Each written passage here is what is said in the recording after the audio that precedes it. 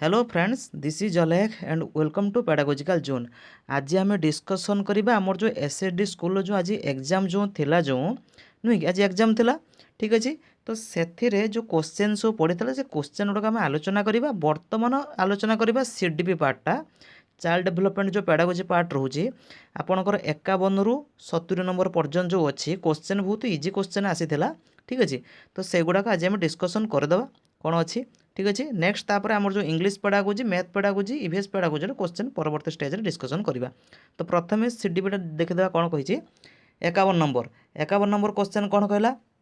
Which of the following is the determinant of human development. एमानक मध्यरु केउंटा human development रो दर्शाऊँगी केउंटा मन रखिथिबे। आमर ह्यूमन डेवलपमेंट कथा आसिले आमे जानिचंती डेवलपमेंट इज इक्वल टू कौन आमर हेरिडिटी एवं एनवायरमेंट कौन होता है प्रोडक्ट एक्चुअली होता है हेरिडिटी गुणन एनवायरमेंट होता है। तो जोटी ऑप्शन रे हेरिडिटी एवं एनवायरमेंट रे इंटरेक्शन देखो सेटा तो ह्यूमन डेवलपमेंट कहूथबो ना नुहे कि। तो जदि आम देखा कौन कही ऑप्शन ए कौन कही ऑलमोस्ट बाय जेनेटिक फैक्टर केवल कही जेनेटिक फैक्टर पर निर्भर करे एटा हेबो नाही। Certain factors and sources over which the individual has no control जोटी इंडिविजुअल कौन कंट्रोल नहीं कौन फैक्टर यह भी आसब नहीं। Complex inherited and environmental factor देखो यहीटा आसला इनहेरिटेड एवं एनवायरमेंटल हेरिटरी एवं एनवायरमेंट मध्य कथाटी आसी। तो ऑप्शन सी रोचे। ठीक अच्छे, तार करेक्ट आंसर कौन हम ना आपंकर ऑप्शन नंबर सी। ठीक, तापर नेक्स्ट 52 कौन कहला what is the age limit for letter childhood कथा बहुत इजी क्वेश्चन एटा। लेटर चाइल्डहुड केते कहले 0 ରୁ 2 वर्ष 2 ରୁ 6 वर्ष 4 ରୁ 7 वर्ष 6 ରୁ 12 वर्ष। लेटर चाइल्डहुड एज आपंकर केते हम ऑप्शन नंबर डी 6 ରୁ 12 वर्ष परवर्ती बाल्यावस्था जोटा आपंकर कही। नेक्स्ट आपंकर से 53 नंबर प्रश्न 53 नंबर प्रश्न कौन कहला what is not true about growth. Growth विषय केउटा ट्रू नुहे ग्रोथ वृद्धि विषय केउटा ट्रू नुहे। ग्रोथ इज क्वांटिटेटिव तो ठीक अच्छे ग्रोथ तो आमर क्वांटिटेटिव थाए। ग्रोथ इज क्वालिटेटिव ना ग्रोथ क्वालिटेटिव नुहे ग्रोथ केवल क्वांटिटेटिव होता है। गोटे पिलार ओजन आम मापी पारिबा गोटे पिलार केते सेंटीमीटर बढ़ी आम से मापी नुहे कि। तो यहाँ क्वांटिटेटिव ताको मापी हम क्वालिटेटिव नुहे। ग्रोथ इज फिजिकाल येस शारीरिक क्षेत्र में देखा है रहिबो। Growth can be measure group को मापी हम ग्रोथ को। तो ये 3टा रोचे कहला नॉट ट्रू कोटा ना आपनकर option number B growth is qualitative. ठीक अच्छे, तो देखो ये जो क्वेश्चन आम आलोचना करूँ कि आपड़ केते कौन आंसर देके आसीथिबे निजे जानी पारिबे जे केतेटा आपनकर ठीक रही। ठीक अच्छे, नेक्स्ट 54 कौन कहला which one of the following is not an internal factor affecting growth and development. एमानक मध्यरु केउटा गोटे इंटरनल फैक्टर नुहे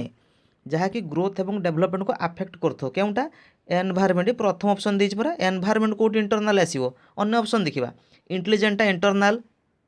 ग्लांटा इंटरनल हेरिडिटी इंटरनल तो नुहे कोटा एनवायरमेंट। एनवायरमेंटा कौन होता है एक्सटर्नाल होता है। तो करेक्ट आंसर कौन हम एनवायरमेंट। ठीक अच्छे, 54 नंबर ऑप्शन ए। ठीक, नेक्स्ट 55 नंबर कौन कहला 55 नंबर प्रश्न कही which of the following aspects which of the following aspects is not included in intellectual development। intellectual development माने आपनकर cognitive development कथा कही बौद्धिक विकास कथा हैला। तो बौद्धिक विकास सहित कौटा रिलेट करू नाही बौद्धिक विकास मानसिक विकास बुझे सहीटा को है। तो फॉर्मेशन ऑफ परसेप्शन ये तो रोचे परसेप्शन तो रही था तार कैरेक्टरिस्टिक्स भीतर रही है। कॉन्सेप्ट्स फॉर्मेशन ऑफ कॉन्सेप्ट्स यह आसी थाए। Development of language yes language आसी थाए कहीं ना कॉग्निटिव डेवलपमेंट बा इंटेलेक्चुअल डेवलपमेंट मध्य ही लैंग्वेज डेवलपमेंट आसी थाए। तो 3टा रोचे तो नुहे कोटा ऑप्शन नंबर डी हम growth of body proportion changes in blood pressure ये तो फिजिकल डेवलपमेंट कथा आसीगला किंतु ऊपरटा कौन कही इंटेलेक्चुअल डेवलपमेंट कथा। तो नॉट हम कौटा कहले option number D 55 option number D हम। ठीक, 56 नंबर प्रश्न कौन कहला according to Piaget what stage abstract thinking begin to develop. देखंतु पियाजेंकर केउं स्टेज रे कहिछि जे आब्स्ट्रैक्ट थिंकिंगटा अमूर्त चिंतनटा बिगिन टू डेवलप आरंभ होता है आपणकर केउं स्टेज रे मन रखिथिबे ना कंक्रीट ऑपरेशनल स्टेज रे है जोटा आपको 7 रु 3 नंबर स्टेज 7 रु 12 वर्ष 7 रु 11 वर्ष जोटा रोचे 3 नंबर स्टेज सेटा आरंभ होता है बिगिन कही परा आरंभ से स्टेज होता है किंतु जदि आफ्टर थिंकिंग रे पिला चिंता भल भाव में करू तो हेटा आपंकर लास्ट स्टेजटा जोटा फॉर्मल ऑपरेशन रे किंतु जेहेतु आरंभ होता है आमर कंक्रीट ऑपरेशनल स्टेज रे ऑप्शन नंबर बी ठीक नेक्स्ट 57 नंबर कौन कहला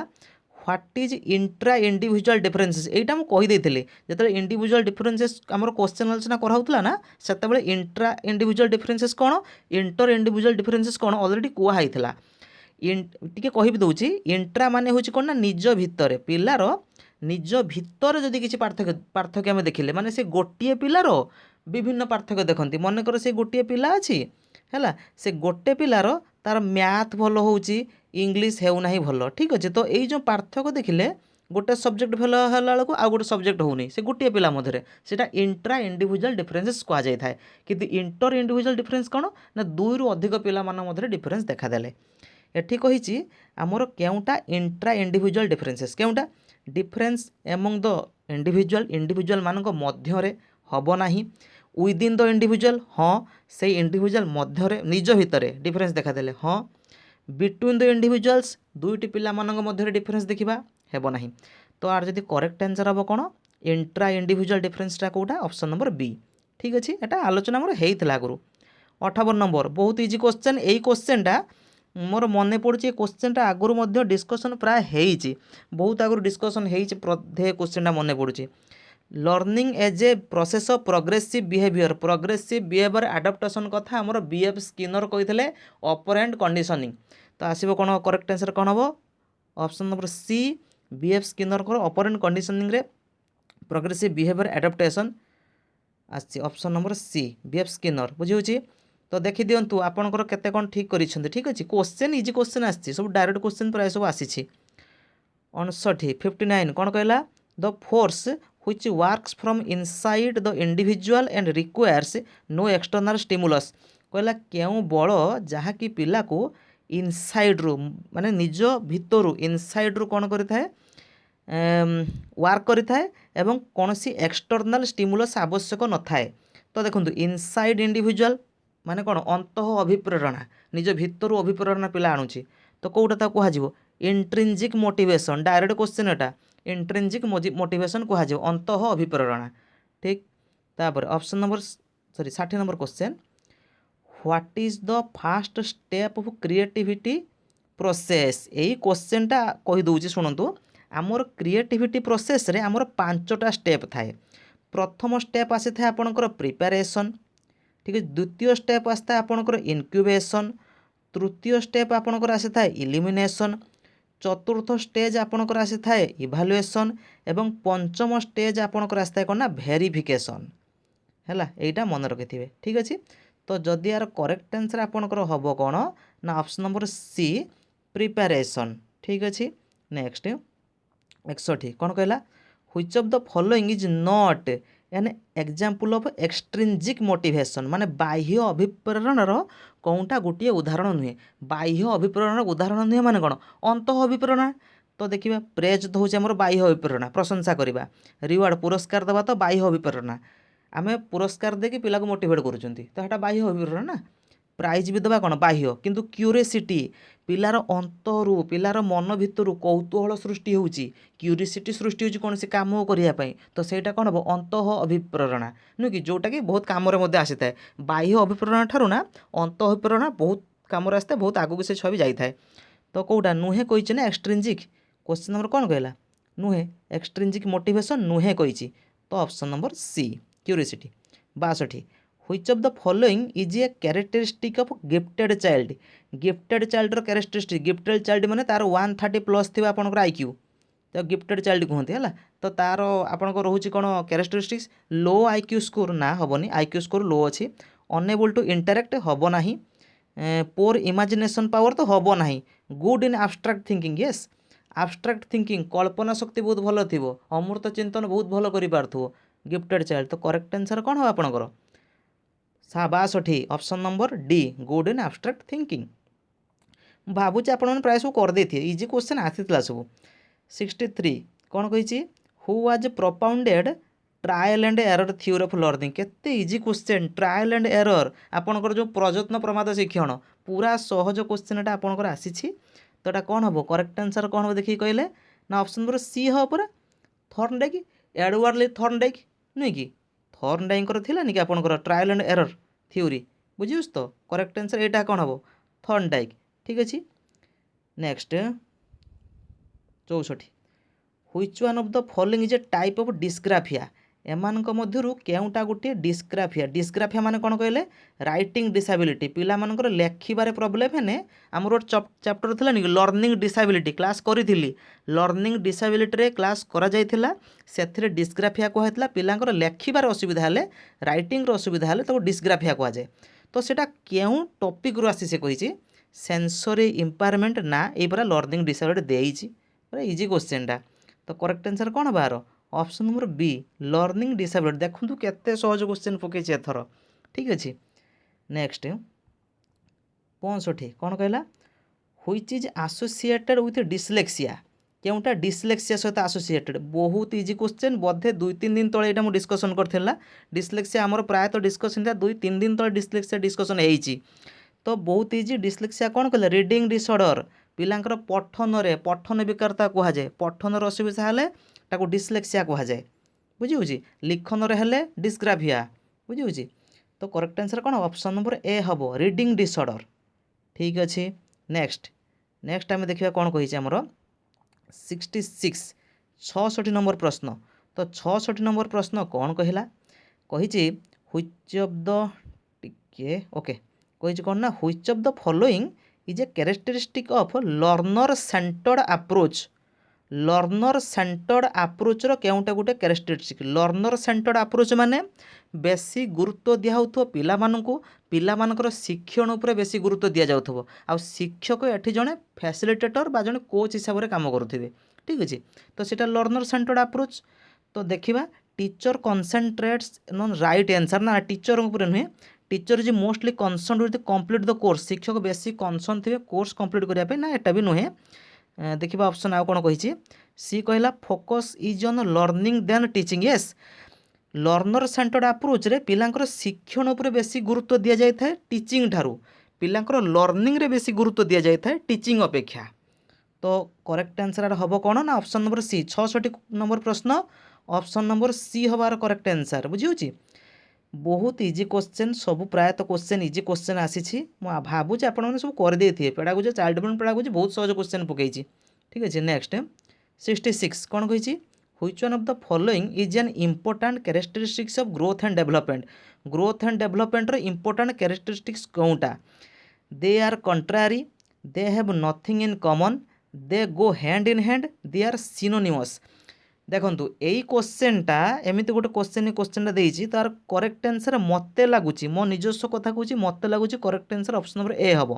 दे आर कंट्रारी किंतु आपन को करेक्ट आंसर कौन यही जो क्वेश्चन ना ऑप्शन जो आंसर आपन को जहाँ लगुच आप कमेंट सेक्शन लिखिपारे जार करेक्ट आंसर कौन रोचे कि मत लगुच ऑप्शन नंबर ए हम दे आर कंट्रारी ठीक अच्छे यहाँ रही ठीक अच्छे नेक्स्ट 68 कौन कहला what should be the characteristics of a good language text book ये क्वेश्चन आमर कराइला गुड लैंग्वेज टेक्स्ट बुक उपरे क्वेश्चन पाखापाखि जिते मन पड़े गोटे सप्ताह तले बोधे question Homer good language text book कौन था दरकार से टेक्स्ट बुक रे आपण पिलामानकर चित्र थिबा दरकार चित्र अनुसार पिला लिखिपार दरकार ता सह पिलामानकर जो कल्चर रोचे कल्चर रिलेटेड थिबा दरकार नुहे कि से हिसाब से सब आसूची तो ऑप्शन देखिबा रीडिंग मटेरियल्स यस पिला माने पढ़ी पारते पिक्चर एंड इलुस्ट्रेशन उदाहरण एवं पिक्चर थिबो ठीक अच्छी कल्चरल कंटेंट भी थिबो ठीक तो अच्छी तो करेक्ट आंसर हम कौन all of the above option number D ठीक नेक्स्ट 69 कौन सीसी उपरे कही कि सीसी उपरे कही देखा कौन कही 69 प्रश्न ना व्हिच टिके ओके कौन कहला which one is included for the continuous and comprehensive evaluation एमानक मधुर केउटा कंटिन्यूअस एवं कम्प्रेहेंसिव इवैल्यूएशन इंक्लूड करुच्ची केउटा ओनली फॉर ए बहुत इजी क्वेश्चन ये क्वेश्चन बहुत इजी देखो यही क्वेश्चनटा मुझे डिस्कसन करी ऑलरेडी तो बहुत क्वेश्चन डिस्कसन होता जहाँ देखा ना नुहे कि ए क्वेश्चन प्रीवियस क्वेश्चन ए क्वेश्चन सीटेट आई थिंक आसीला कि अन्य को टेट्रे आसी क्वेश्चन कि क्वेश्चन डिस्कसन होता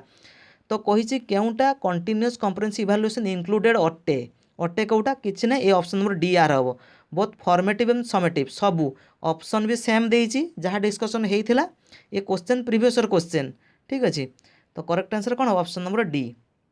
नेक्स्ट 70 नंबर प्रश्न लास्ट प्रश्न शुणु ये बर्तमान ये जो 70 सीडीपीटा डिस्कसन करदे ना 70टा बर्तमान करदे